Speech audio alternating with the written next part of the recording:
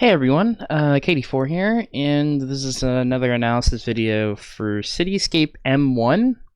I'm not particularly good at Cityscape M1. I find it really annoying. So I also have a story style example because zethor wanted that as well.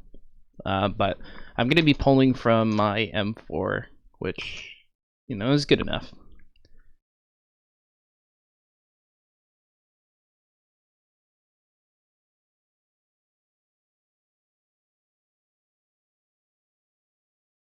Landing at that blue car is not great.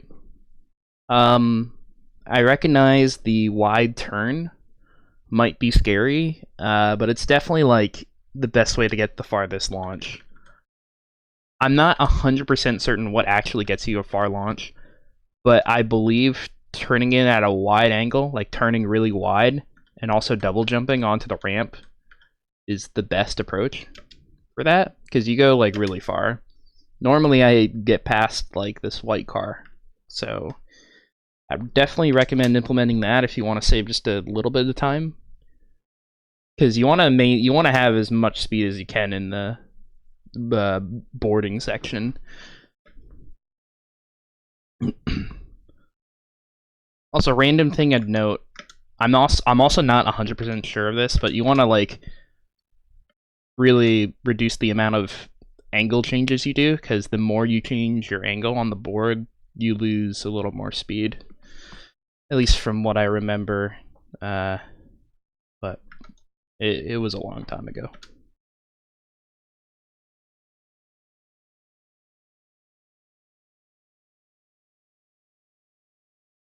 Okay, you're doing an IL, so I highly recommend you get to doing the trolley, or jumping around the trolley. And there's actually like kind of an easy way to do it. I kind of slowly go towards the left side.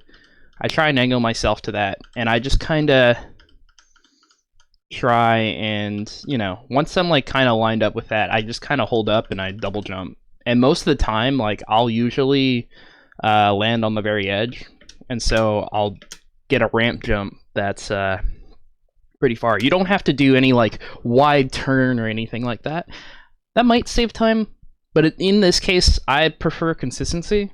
So just going for something like that is significantly easier, and you land to the left of the trolley. You also just want a neutral stick here as well. I also noted that you hit the speed pad here, which is very cringe, to put it bluntly. Admittedly, hitting the trolley does lose you a lot of speed, so you can't really do it easily. If you get a farther ramp jump, you can hit the trolley and still make it. So I'll explain it right now. It might be a little different depending on whether you hit the trolley or not, but here's how I think of it. I neutral stick because holding forward doesn't change your speed at all in the boarding section.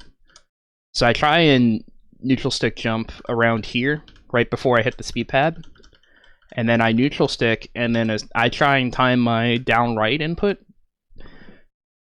for as soon as the camera starts to change, and then I kind of just curve to the right and try and hit this wall so I get dragged down a little faster, so I can basically start running towards this, do a double bounce, excel into the rail, and grind it up really fast. So yeah, I definitely recommend implementing that, because it's such a huge time saver, because otherwise you're stuck in control lag, and then you have to charge up a spin dash, and it sucks. I'm not sure why you're not bounce excelling into the rail. Bounce excelling is faster, because, you basically go faster. It's faster to do the bounce excel into the rail.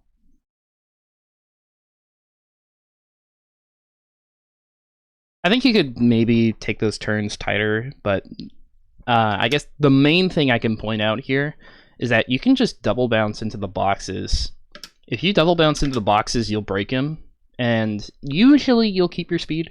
So you can either keep double bouncing so that you can double bounce onto or bounce excel onto the next rail, and just do the rest of the sequence from there. You don't have to like stop and like slow yourself down to hit those boxes. You can just bounce on them and they'll break, and you can do a bounce excel or keep your speed. I do it kind of differently. I do this thing where I run on the wall and bounce through. This was just something I developed from grinding M1 back in like 3 years ago, and I found it kind of easier to like line up. To one, go through the boxes while keeping my speed.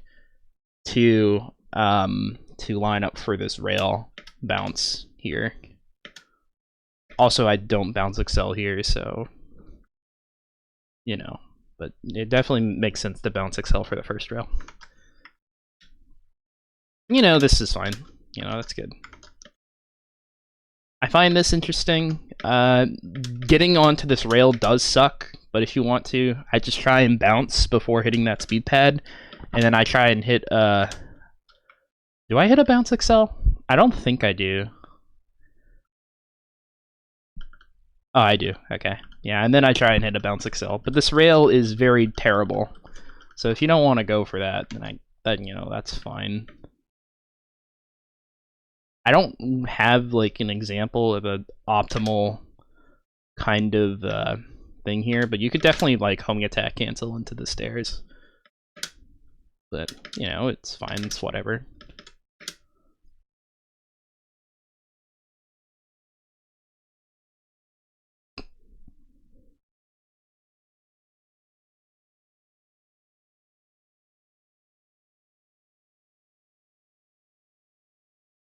I'm not sure why you're holding up left.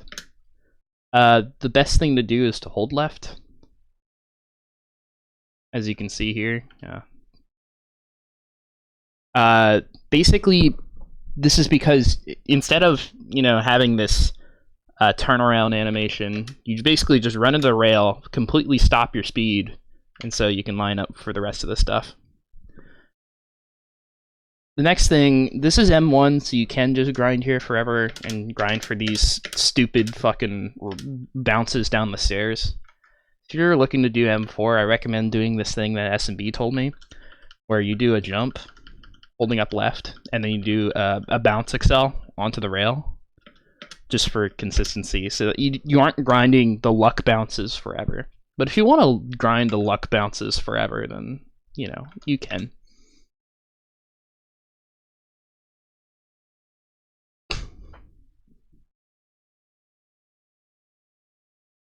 You can do that bounce a lot faster. Yeah, a lot of that is just, you know, being cleaner with it. I do my bounces like fairly early, or at least as soon as I can, to get the most, the maximum effectiveness of the bounce you can get, because, you know, you basically convert more of your speed when you bounce on it as soon as you can. I noticed you're doing this. You're doing M1. You can just grind for the good speed and get lucky, and get this camera thing, or go over the monkey bar and just land here really quickly. That's now that's an M4 approach. The M1 approach would be to get onto the rail and just like grind really fast up to the checkpoint. I don't have that on hand. I guess I could pull up my YouTube video, but you can watch that IL. You can watch Chain Jump's IL to get a reference for that. But if you want to do something like that's effectively kind of the same, or rather, it's like faster than going up the stairs, I would recommend this. And you can grind it all day because, you know, it's a M1, not M4.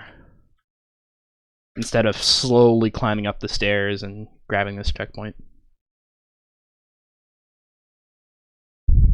You gotta hug the left side of the wall here to stick onto the ground. That's kind of the only way to do it. There might be some other things, but mainly I try and line up so that Sonic is like on the left of the speed pad. If you're too far left, you'll hit the invisible wall. If you're too far right, you'll fly off. So it's a bit of a balancing act. But if you do it right, you can stick onto the ground instead of flying all the way up here. I think if you fly off this hill, if you fly off, you can hug the right wall to land on the ground faster. But preferably you would stick onto the ground.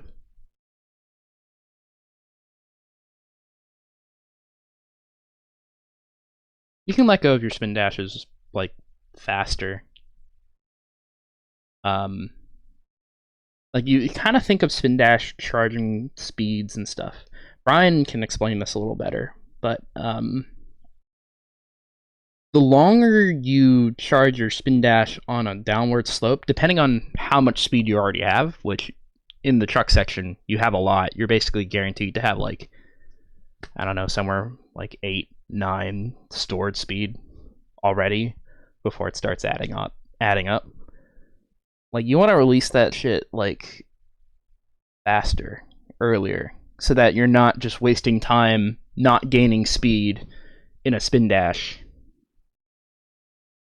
you know, which you can get by rolling. So I definitely recommend releasing your spin dashes a little earlier. That looks fine to me. You could do the moonwalk. Doesn't really matter. You can maybe take, you know, have a smoother angle so that you're not like bouncing, you're hitting the wall and then you move away and then you hit the wall again. You know, just like one fluid angle towards the speed pad at the end. But yeah.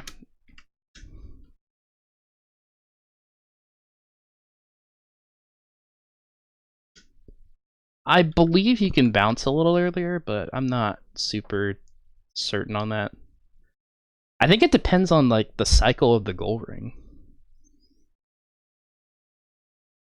Also, wait, no, you can't really moonwalk. Moonwalking kind of introduces a weird problem where you don't get as much like distance from the speed pad, and thus you have to bounce at a later time. But yeah. Yeah, you can bounce a little earlier, depending on the cycle of the goal ring, of course. Also, I could maybe possibly be wrong about that. I don't really know, and I don't really care. I guess I'll go over a story example. This isn't the best one, but this is a 115.50. The board stuff applies. You want to go for this, it's kind of tight. I do the same thing, but I try, you know, I do the side thing, and then I try and take this turn around the wall. Not like as tight as possible, because if you turn too fast, you lose too much of your speed. But I do it I do a smooth turn to try and maintain as much speed as I can, so I can just land on this rail. And it's pretty nice. You can kind of see an example of like what I mean with the tighter turns and stuff. Like I take that corner tighter, and I do this turn on the stairs.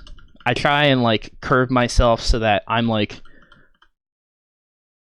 moving as fast as I can while also moving as fast as I can to the ground, just so I can land earlier, hit the somersault, get through these boxes.